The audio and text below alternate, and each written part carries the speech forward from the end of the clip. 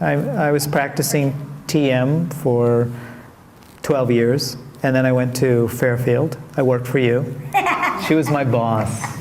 She owned this wonderful vegetarian restaurant called Peggy O'Neill's. It was great. What was it called? Peggy O'Neill's. Oh, Peggy O'Neill. I worked and I made the salad bar. I was the macaroni guy. I made macaroni, salad, and coleslaw. Anyway, so before that, Maharishi came to inaugurate the dome. Were you there for that?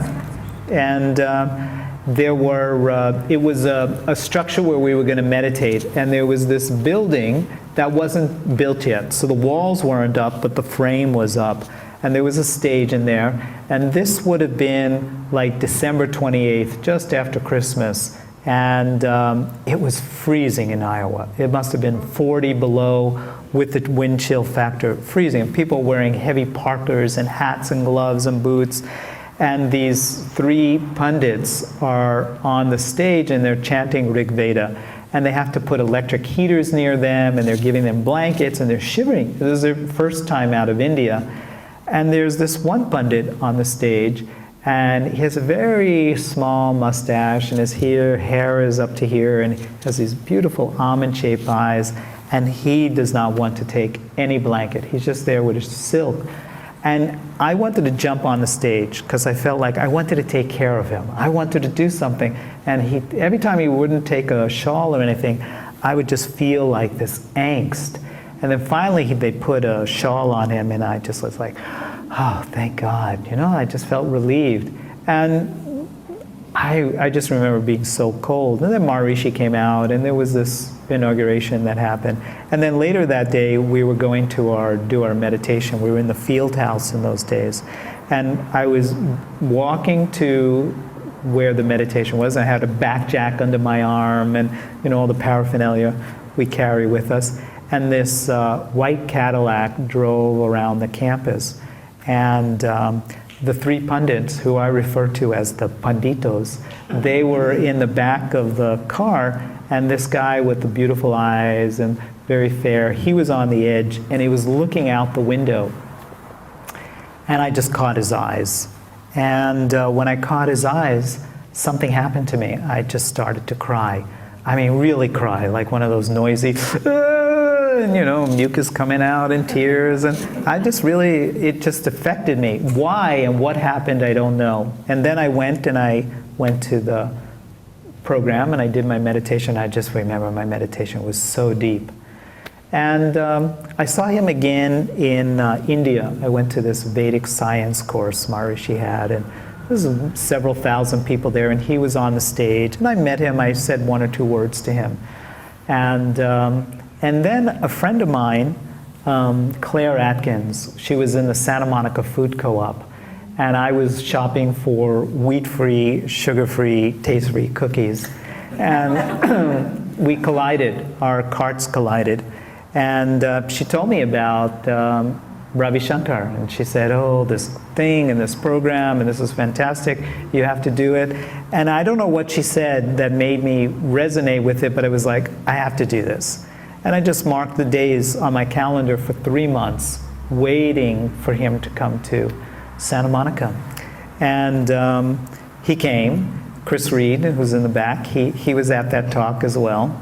And he was speaking, and it was the worst talk I've ever heard any spiritual teacher give. I mean, it was just so baffling. He had this concept, it was alien called Guru, and he was communicating to all of us what it would look like if an alien came onto the planet and observed what planet Earth was like.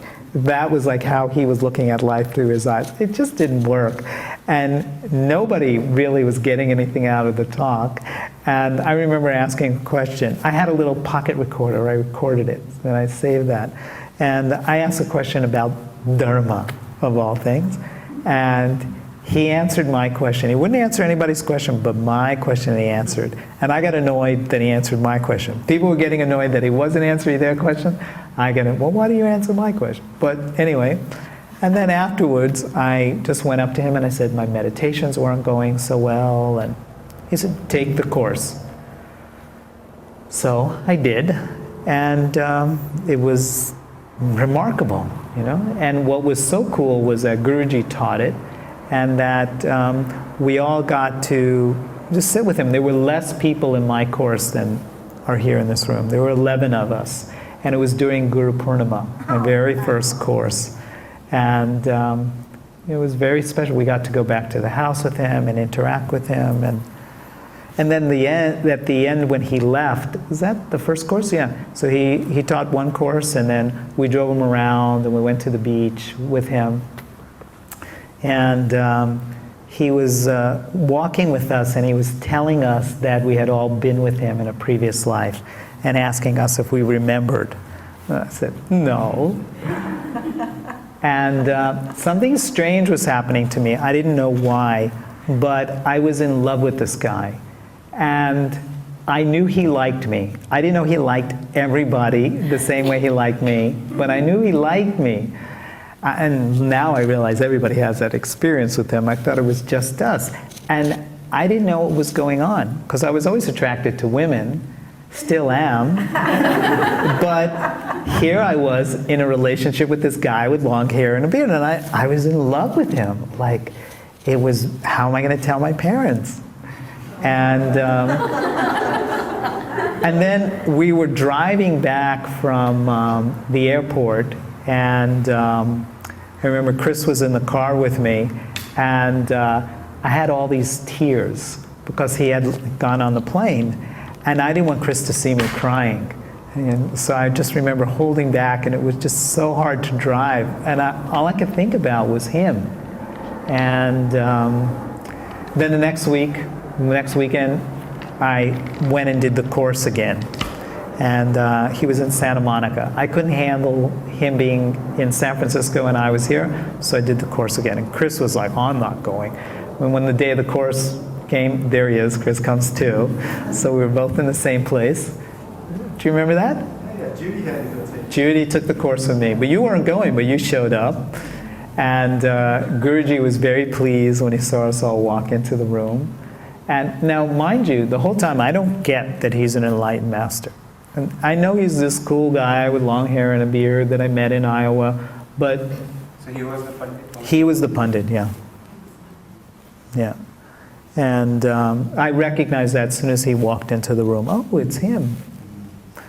And, but I didn't get that he was a guru, because we didn't call him Guruji. He was Panditji at that time. And then I took an advanced course. And then after the advanced course, I was completely spaced out. I could not function from my waist down. I couldn't feel my feet. I was like in the ethers somewhere. And I called him.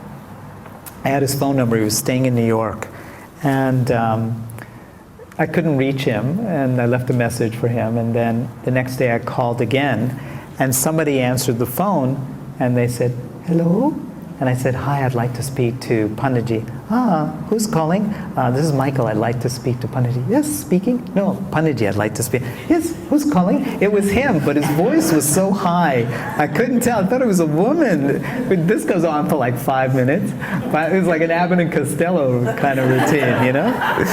And yeah, exactly. I'd say, no, I want to speak to Panditji. He goes, yes, who's calling? No, I want to speak to... Okay, so he says, no, Michael, it's me, Pandit. Oh, hi. I was so embarrassed. And then he said, you know, I called your house, and I got your answering machine. And do you remember back in the 70s, in the 80s, 90s, when answering machines first came out, you used to like record some beautiful music in the background, and then your voice. Now it's so boring. Hi, leave a message. But in those days it was all new. So what I did was I had some sitar music from Ravi Shankar, the sitar player, playing in the background, Indian melody, and I'm reading from the 9th mandala of Rig Veda, and it says, I'm in the 7th heaven, where at the 7th sphere, where the sun wanders at will, where wishes and desires can be found. When I come back, I'll call you, so leave a message. But I do this with a heavy Indian accent and the sitar music in the background. please call me in.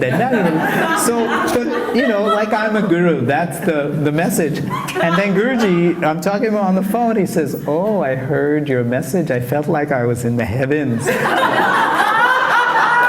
I was so embarrassed. I mean, like, who would ever think somebody like that's going to call me? So we're talking and we're going into all this stuff that I'm asking him questions and he's explaining. And there was a conflict that I had about being with him. That a certain thing that was going on and I was asking him questions. And he's talking to me and he's explaining things to me. And finally, I mean, it was... Now if you call Guruji on the phone, if you get 10 minutes of his time, that's a long phone call. We were on the phone for 2 hours. There was nobody. Nobody. I mean, it was not like hundreds of thousands of devotees, millions of people. There was like... There was Michael and John and Jeff and Chris Reed, and there was nobody. So he can spend time with me. And then in the middle of the conversation, I finally registered, I'm not talking to my lover. This is my guru. What am I thinking here? I mean, I didn't get it, but then I finally got it. And then I got nervous. I gotta go now. So that was how it all started. But That was the short version. But if you ever go to teacher training, and those of you who are teachers, there's a little book that you get as a teacher. It's called Walk Like a King. It's a very nice book. And it's just for little things Guruji said that can help teachers. And in the introduction, I put it together, and in the introduction, there's something that I wrote, like, to introduce the whole thing. Guruji read the introduction. We were in Europe somewhere, and he said, no, don't write that. That's not good. Write something else. Tell them the story of when I met you in Iowa, and you were freezing and standing there so cold, and I was on the stage, and I wouldn't take a blanket, and then I drove by, and I saw your eyes, and you cried. He said, tell that story. That'll be good. We never, ever discussed that. We had never talked about that, ever. And here I am in the room with him probably 15 years later. He says, tell that story. It is. So...